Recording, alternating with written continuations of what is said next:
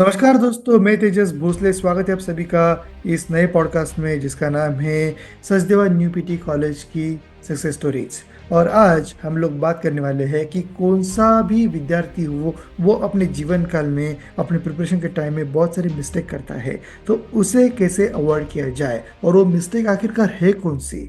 तो पिछले कुछ एपिसोड में चिरंजीव जैन सर ने हमें बहुत ही अच्छे इंसाइट्स दिए हैं, प्रिपरेशन कैसे करना है, टाइम मैनेजमेंट कैसे करना है, माइंडसेट कैसे बनाना है। तो आज उनके एक्सपीरियंस के दम पे वो हमें बहुत ही अच्छे इंसाइट देने वाले हैं कौन सी मिस्टेक हमें अवॉइड करनी चाहिए। चिरंजीव जैन सर जी, स्वागत है आपका।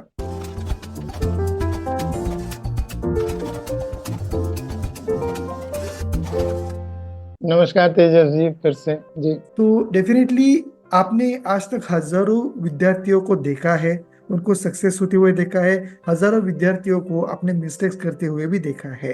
तो आप बताइए कि ऐसी कौन सी मिस्टेक्स है जिन्हें स्टूडेंट को अवॉइड करना चाहिए या स्टूडेंट बार बार उसे दोहराते हैं। देखिए, सिंपल सी बात है, जो सफल होते हैं वो एक तरह से चलते हैं और जो नहीं होते हैं वो दूसरी तरह से चलते हैं। जो बच्चा सक्सेसफुल नहीं है वो जरूर कुछ ना कुछ गलतियां ऐसी कर रहा है जो उसको उस समय नहीं पता चलता, लेकिन रिजल्ट पे आने पे फिर क्लियर होता है। तो हमको अवॉइड करना चाहिए मिस्टेक से। और एक जीवन में आप कभी सीखो अपने एक्सपीरियंस से नहीं, दूसरों के एक्सपीरियंस से सीखो। लाइफ बहुत छोटी है अपने एक्सपीरियंस से ठोकर खा खा के सीखने के लिए। हमको दूसरों की गलतियों से सीखना चाहिए।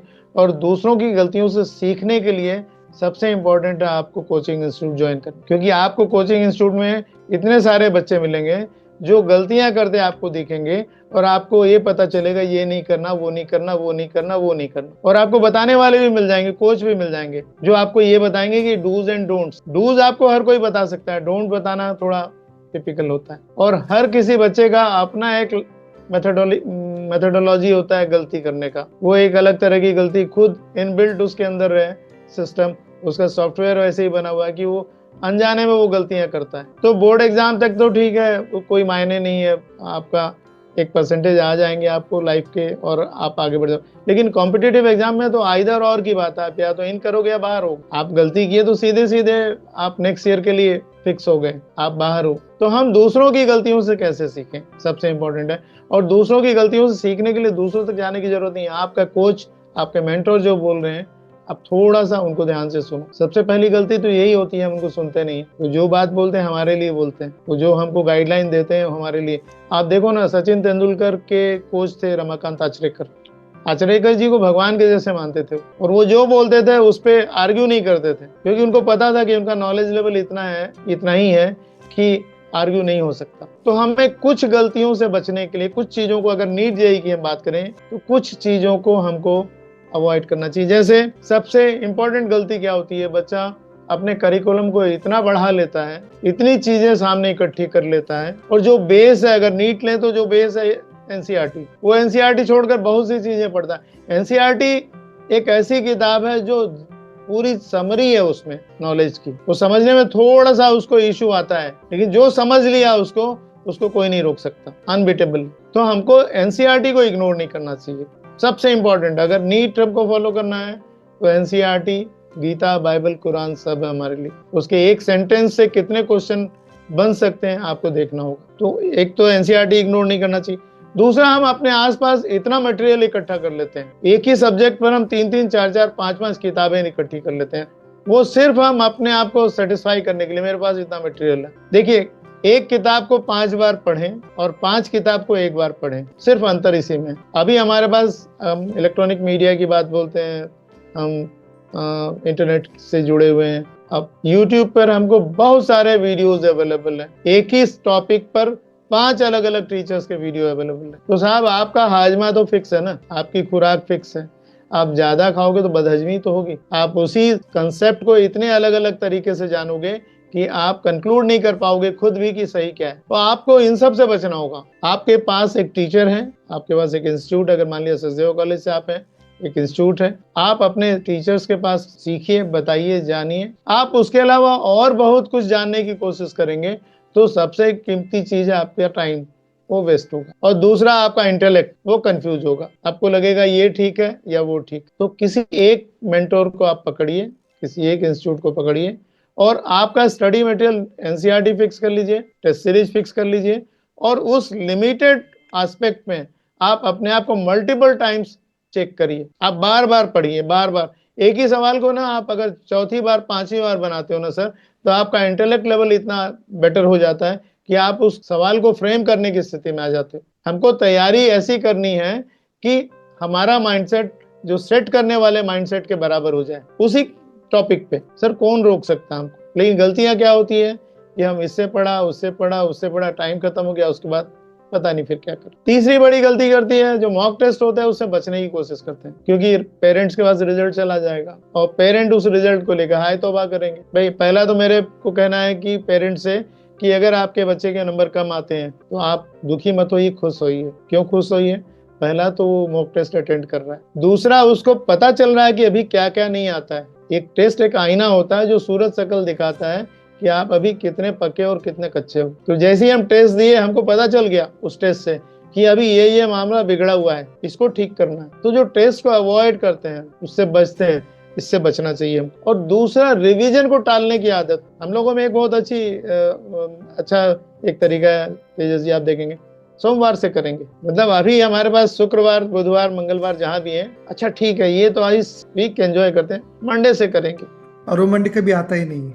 हाँ 1 जनवरी से करेंगे। भाई कब करोगे? आपका कॉल स्टार्ट हो गया है, काउंटडाउन पे हो, आप तो अभी कूदो अभी से। और फिजिकल और मेंटल हेल्थ को हम नेग्लेक्ट करते हैं। अभी हमने पहले भी ये बात कही, हम नींद को थोड़ा सा डिस्टर्ब कर लेते हैं। मैं देखता हूँ बच्चे सुबह की क्लास में आते हैं, बिल्कुल आंखों में नींद भरी है, 3 बजे रात तक पढ़ रहे हैं। किसी से पूछो तो क्या बोलते हैं? सर वो रात में ना अकेलापन रहता है, कोई डिस्टर्ब नहीं करता। अरे भाई कहाँ डिस्टर्ब? आप नेचर के अगेंस्ट में काम कर रहे हो। फिर भी मेरा कहना है कि जो बहुत देर रात पढ़ने वाले हैं मैं उनको ऑब्जेक्ट नहीं करता, आप पढ़ो, आपका एक सिस्टम सेट हो गया है। लेकिन फिर पढ़ो ना भाई, उस समय आप यूट्यूब में कुछ और कहीं किसी दुनिया में हो, किसको बेवकूफ बनाओगे? किससे चीटिंग करोगे? आप दूसरों को चीटिंग करते हो वहां तक ठीक है, लेकिन खुद को चीट करते हो तो आपको कौन रोकेगा भाई कि आप गलत कर रहे हो, सही कर रहे हो? फिजिकल हेल्थ, मेंटल हेल्थ बहुत बड़ा क्वेश्चन है।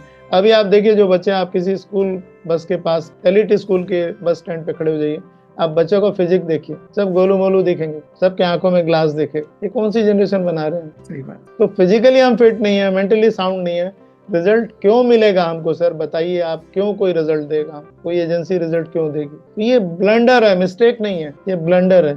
और इसमें बराबर के हिस्सेदार पेरेंट है। मैं बच्चों को दोष नहीं देता, बराबर के हिस्सेदार पेरेंट। वो जब बच्चा जिस समय 11th में आता है, सीरियस टाइम स्टार्ट होता है, क्यों नहीं हर पेरेंट का सीरियस टाइम स्टार्ट होता है? हर पेरेंट भी उसी तरह एक्ट करे ना भाई। वो रिजल्ट पूरी परिवार का रिजल्ट है, फैमिली रिजल्ट है। अब वो क्यों बोलते हैं नहीं तुम देखो हम तो अपना एंजॉय करेंगे?